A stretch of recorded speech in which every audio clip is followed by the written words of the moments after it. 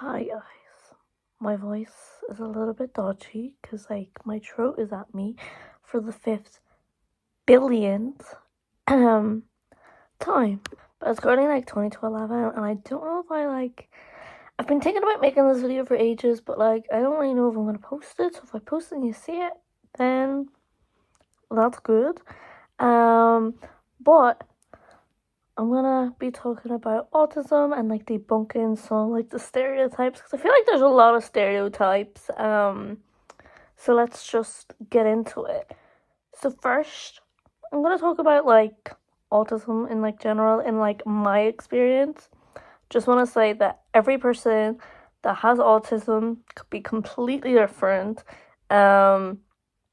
It just depends on you as a person. Me, I wasn't diagnosed until I was 16 or 17, which is quite late because girls, unless they are nonverbal, get diagnosed a lot later in life compared to boys, because unfortunately a lot of the studies when it comes to autism have been done on boys' brains and not on girls' brains.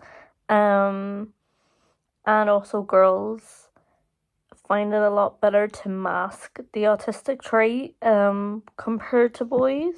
And I like I said in the beginning, autism is very different for literally, I feel like anyone that has it, it's a challenge for different people. For me personally, it's more of social interactions.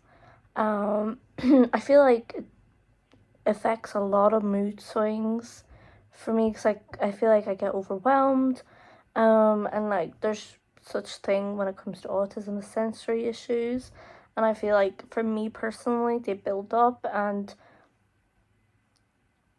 evolves into a massive meltdown. And that's kind of what I struggle with.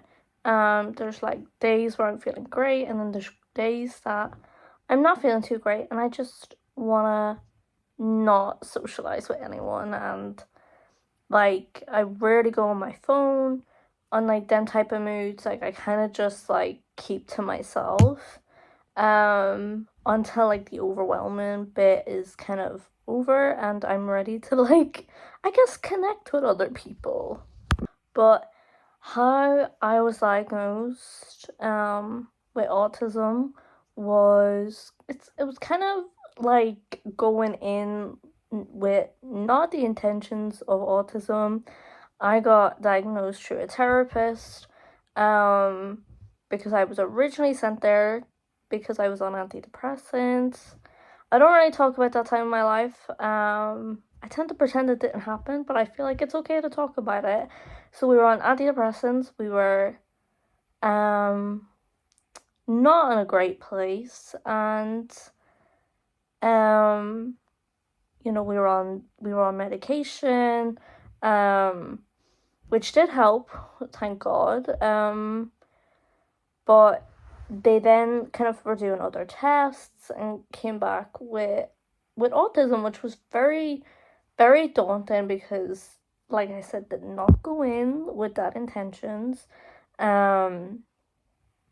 or whatnot. And the thing is that I feel like I kind of don't personally like to go back to think about how I was diagnosed with autism, mainly because I did not have a healthy relationship with them people.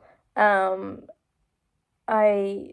feel like it was very unhealthy, and it was a company. It's a very big company in Ireland, and I know a lot of people that went to them and did not have great experience with them, so it kind of makes me feel better that I wasn't the only one that didn't have the bestest experience with them.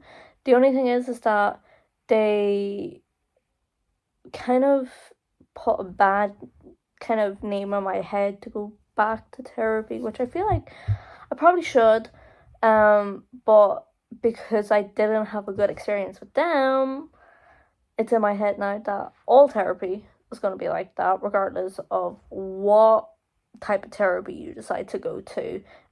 because most of my sessions I ended up just crying in my car because of how them people made me feel. So yeah, like I tend to not really talk about like how I was personally diagnosed, because it just brings back like a lot of memories. So like we're gonna kind of like move on to like debunking some like stereotypes when it comes to autism, and like I feel like debunking some stereotypes I can like maybe talk about like the stereotype a little bit more and how it's like kind of guided to like an actual fact. The first stereotype is that an individual with autism can be like very like aggressive, which like some of these are like they kind of link with each other but also aren't true. And I'm just talking about my personal experience. Like I said, everyone is completely different. But autistic people,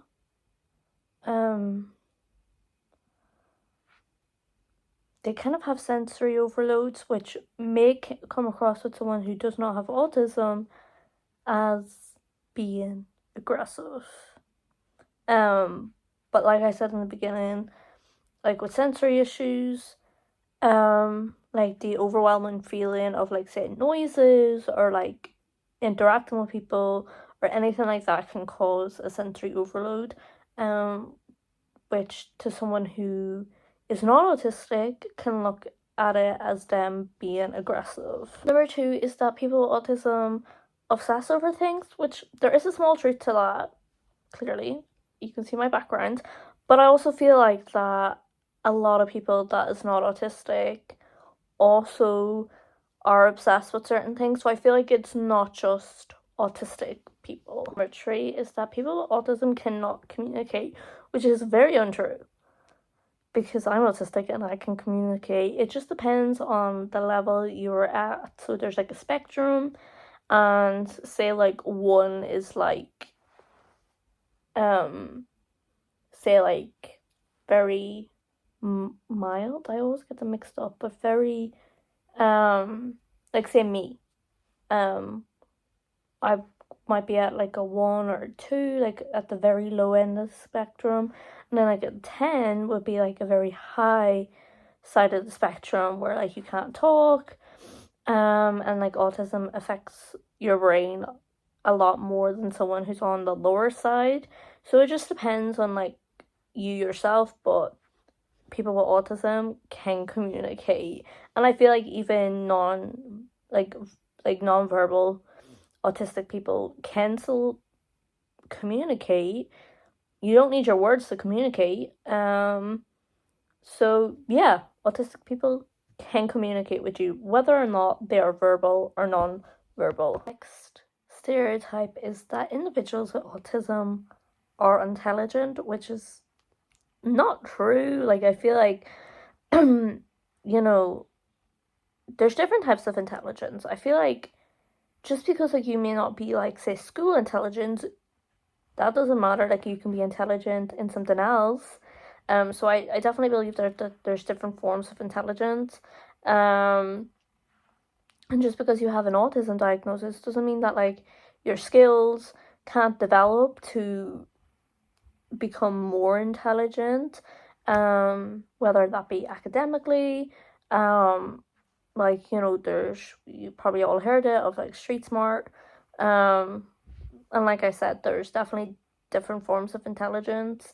So yeah, definitely untrue. Next one is that individuals with autism look different, which I feel like it's wild, and I feel like I see like some TikToks going like, oh, you don't look autistic, and like my answers to that is that like there's no specific look to autism.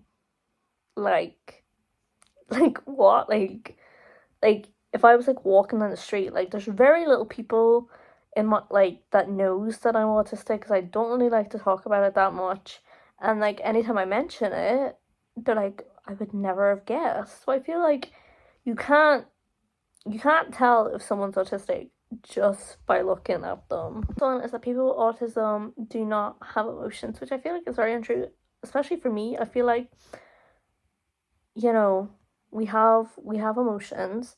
Everyone has emotions. I feel like, and this goes for people that isn't autistic as well. You can show emotions in very different ways. Like I said, like at the beginning, and I kind of mentioned throughout the video, that sensory overloads can show a big sense of emotion. So I feel like that stereotype, it doesn't, it just doesn't make a lot of sense. Next one, I actually think it's probably the most ridiculous stereotype I've read, that girls can't have autism. So is my life just a lie? That is certainly untrue. It's just that less women are diagnosed with autism. Like I said in the beginning, it's a lot harder to diagnose girls unless they can't talk with autism, because a lot of studies are on like boys, and that girls' brains are a lot better at masking the trait than boys. To quote, everyone is a little autistic. No. You're either autistic or you're not. Like, you know, they may think they have some autistic traits, but unless like you're actually like professionally diagnosed with autism, then you're not autistic. I'm sorry to break it to you, and I feel like that's what any diagnosis is. Unless you're professionally diagnosed, even if you've went through hell for your diagnosis, you do not have that diagnosis unless you're professionally diagnosed with it. Puzzle piece. Do you know, like the famous puzzle piece when you look at autism is a symbol for autism? It's actually like not, it can actually be like deemed as really harmful to like the autism community, because it can be seen as like a missing piece, or like you're like broken or something. So yeah, I feel like the puzzle piece can in fact be very harmful for the autism community. So I'm gonna like stop this video here. Like, I feel like this video is gonna be really long and my throat's starting to get really sore, but like I could do more videos on like autism if you want, and I will see you in my next video.